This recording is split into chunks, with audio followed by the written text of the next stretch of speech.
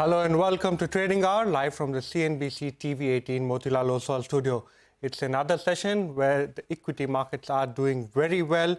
In fact, all of the indices, the Nifty Bank, the mid-cap as well as the small-cap indices have all built onto the gains that they've been seeing since the start of the week.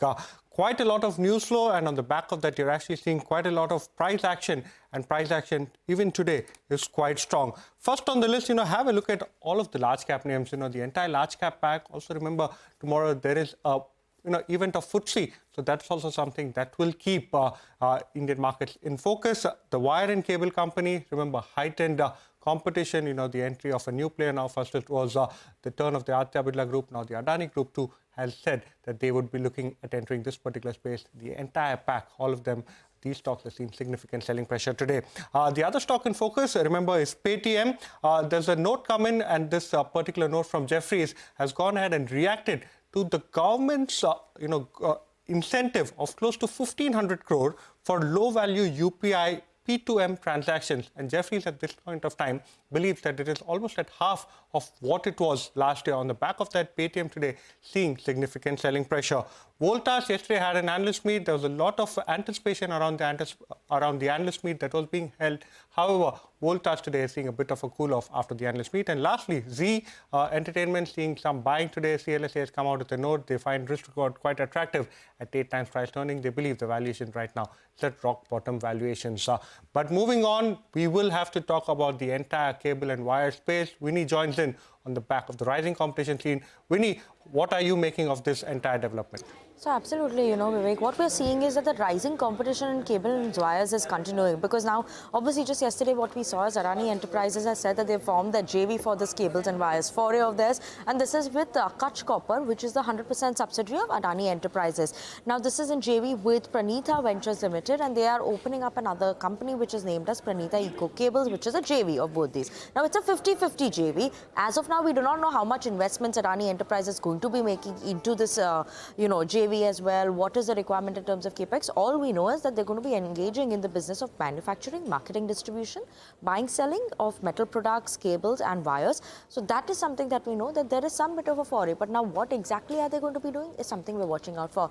But do not forget, just in the month of February, we had seen Ultratech Cement making and announcing its foray into the cables wire segment. They are coming with full-fledgedly. Now, they also spoke about, having a capital expenditure of 1,800 crores over 2 years for this cables and wires segment, and they are extending their presence, in terms of construction value chain, was they spoke about. So there is increased competition coming in, and in the last 1 month, whether you look at any of these stocks, KEI, Polycab, Finolex Cables, RR Cable, all of them have seen a fall in the range of somewhere between a 10% to around a 17 to 19% fall that we've seen in the last 1 month. Now, what analysts are saying, they believe that this Adani Group entry, especially after the Birla Group entry, will materially increase competition and competitive intensity into this segment, as well as a possible impact that could come in terms of the EBITDA, as well as the return ratios of these incumbents.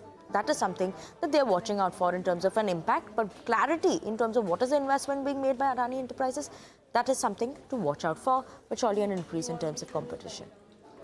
Thank you so much, Winnie, for joining us and giving us a sense of what exactly has transpired as far as the cables and wireless space is concerned. But also a good time to welcome Rima. Rima, that was a very good conversation that you all had with the team of PPFAS. What are the key takeaways?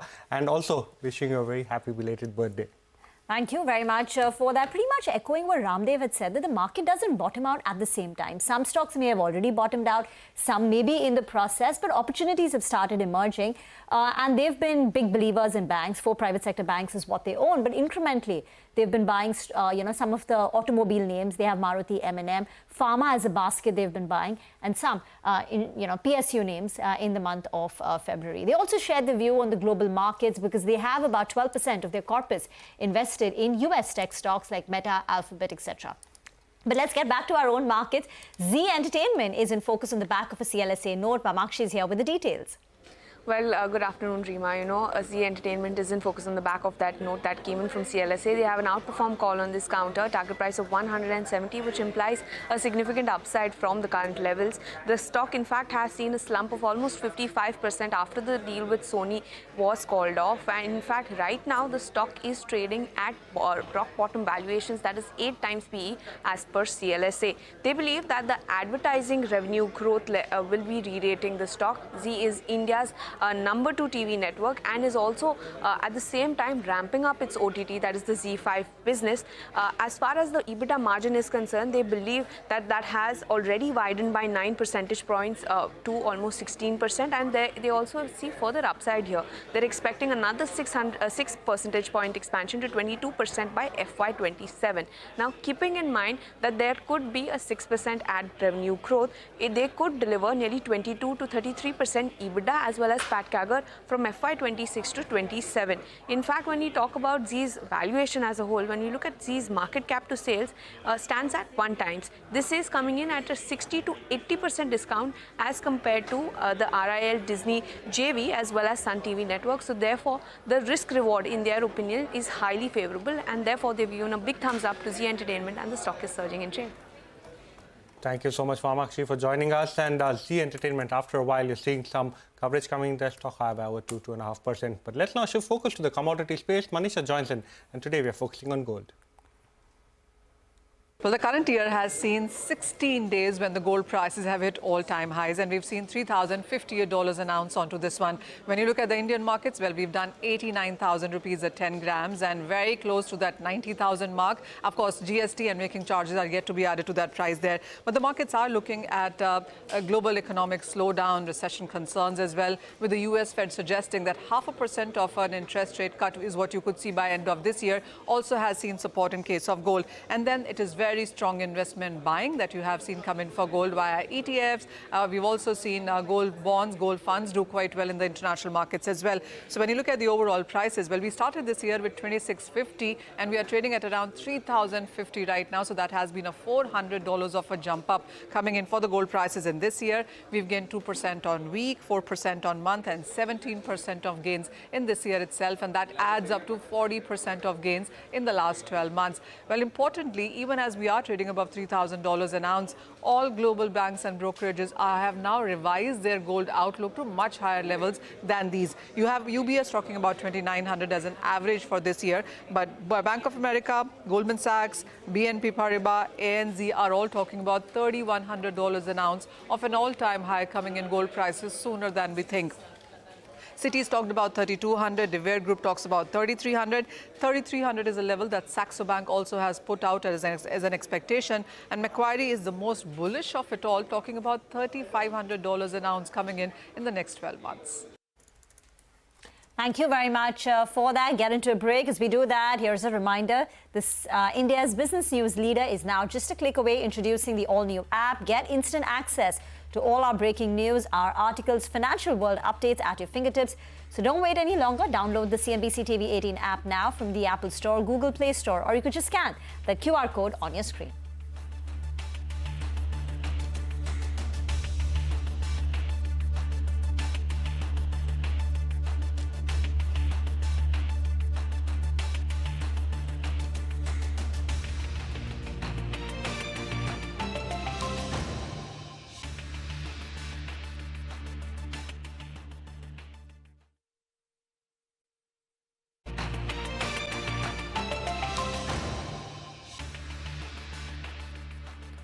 Welcome back. It's a steady and a strong morning of trade. Benchmark indices holding with a gain of more than about 0.5%. The Nifty's crossed the 23,000 mark for the first time since 19th of February. The Sensex is inching closer towards 76,000 with a 450-point gain, and the Nifty Bank hit the 50,000 mark earlier today, but now is just shy of that level. All courtesy the rally that we're seeing across global markets. U.S. markets continue to see a relief rally after Fed stayed on their forecast for 2 rate cuts in 2025, but they also said they see higher inflation and slower U.S. economy due to uncertainty tied to Trump tariffs. CNBC's Steve Leesman has the fine print on the Fed decision. It kept rates unchanged, 4.25% to 4.5% as expected, and that's despite concerns about higher prices coming from tariffs. It emphasized the uncertainty in the outlook from these changing policies from the Trump administration, but it still forecast rate cuts this year. If the economy remains strong and inflation does not continue to move sustainably toward 2%, we can maintain policy restraint for longer. If the labor market were to weaken unexpectedly or inflation were to fall more quickly than anticipated, we can ease policy accordingly. Our current policy stance is well positioned to deal with the risks and uncertainties that we face in pursuing both sides of our dual mandate. Notice no talk of hikes there. Fed officials in their projections raising their core inflation outlook this year by 0.3 to 2.8, most of which is linked to higher tariffs. They lowered the growth forecast by 0.4. That's down to 1.7%, exactly, by the way, matching the CNBC Fed survey. And yet it kept that forecast for 2 rate cuts this year, with the median forecast seeing a 3.9 by the end of the year from the 4.37 now.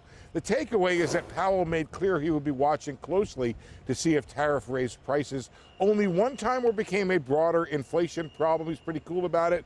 He basically said he would not be taking any preemptive action. And Mike, I just want to get on a little news right here that I got while I was talking there. Megan Casella, our Ace Washington reporter, has confirmed a Washington Post report where we found that one White House official tells me the total value of goods hit with tariffs on April 2nd could be, quote, in the trillions, but nothing is for sure yet. So there's this idea that there is, as you know, a massive additional wave of tariffs coming. Powell knows about it, but he was pretty cool in the face of it. Well, with the new policy decision coming in, investors were on the watch for Chair Jerome Powell's comments on tariffs and its effect on inflation. Let's listen in. You may have seen that goods inflation moved up pretty significantly in the first 2 months of the year. Trying to track that back to actual tariff increases, given what was tariffed and what was not, very, very challenging. So some of it, the answer is clearly some of it. A good part of it is coming from tariffs. Inflation was running around 2.5% for some time.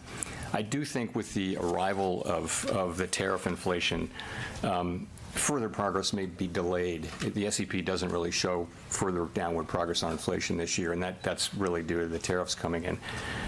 So delayed, but if you look at our forecasts, we do see ourselves getting back into the low 2s in 26 and then down to 2 by 27, of course, highly uncertain. So I see progress having been made toward that, and then progress in the future. I think that progress is probably delayed for the time being. Get into a short break. On the other side, we'll get you a detailed analysis on the Rupee rally. Stay tuned.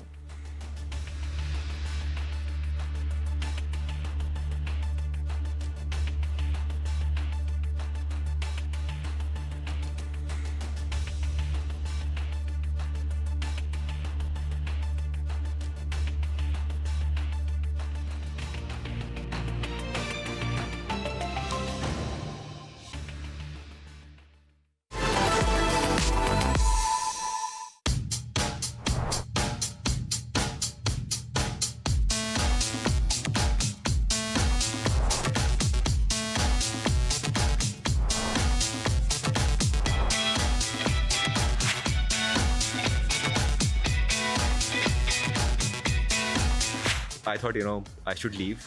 I should go back to India. We will figure out what is it that we will do. There was no idea for free will. So I came. Rahul also left at the same time. Then we spent almost a month or 2 to figure out, okay, now what next? So it always started from the family, then solving some, the consumer problems. The business plan came later. First, Always. But how do we ensure that we're in the That same? has always been the priority.